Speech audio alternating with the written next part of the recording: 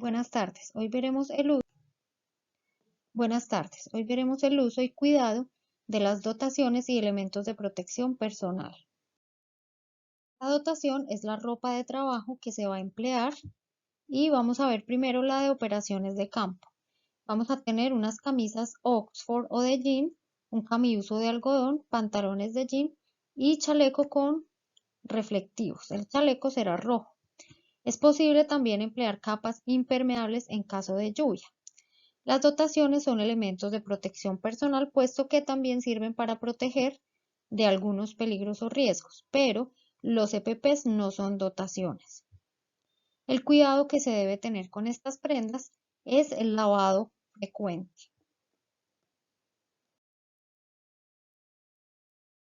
Para labores de campo también se va a contar con un overol de drill o un overol ignífugo, esto según las labores y los riesgos. Para el área de servicios generales se va a contar con el propio uniforme y también el lavado debe ser frecuente de estas dotaciones.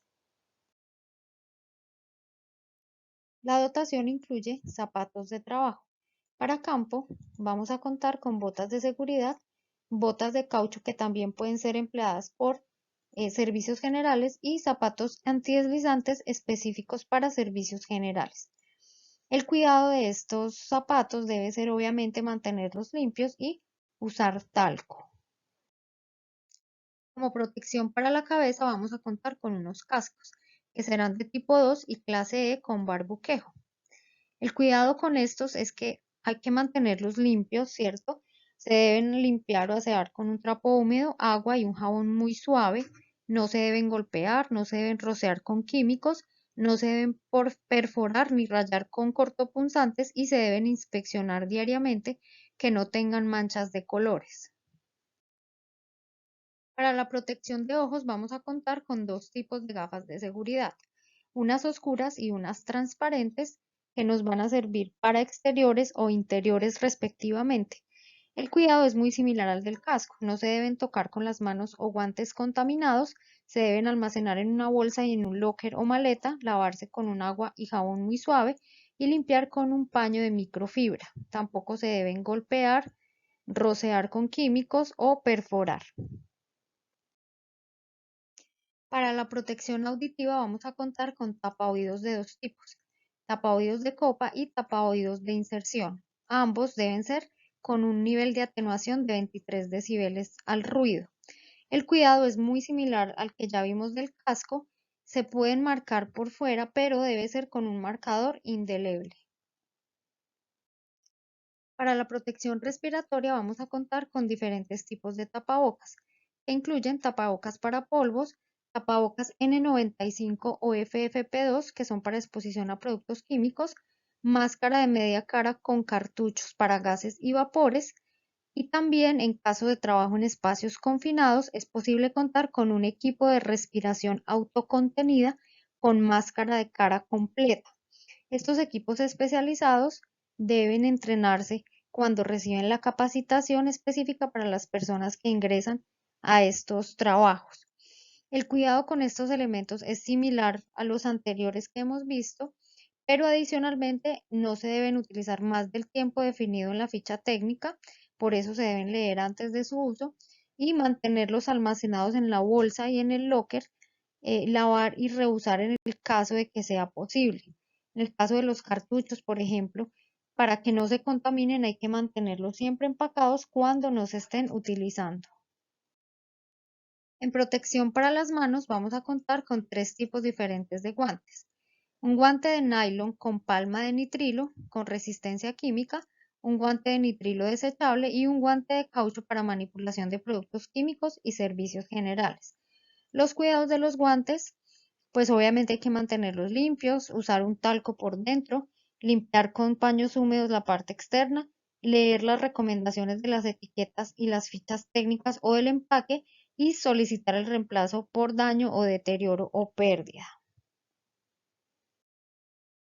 Ahora bien, para el trabajo en alturas vamos a contar con unos equipos completos que incluyen arneses de cuerpo entero, eslingas, anclajes, líneas de vida vertical u horizontal, los cuales deben tener el mismo cuidado que mencionamos anteriormente y adicionalmente no se deben golpear los herrajes, se deben guardar o mantener en bolsas y maletines cuando no se estén usando e inspeccionar diariamente para identificar fallos o deterioro en estos equipos. Estos equipos se deben utilizar con un entrenamiento especializado que se recibe cuando se hacen los cursos de trabajo en alturas. Adicionalmente, es posible contar con un traje Tyvek de protección química desechable.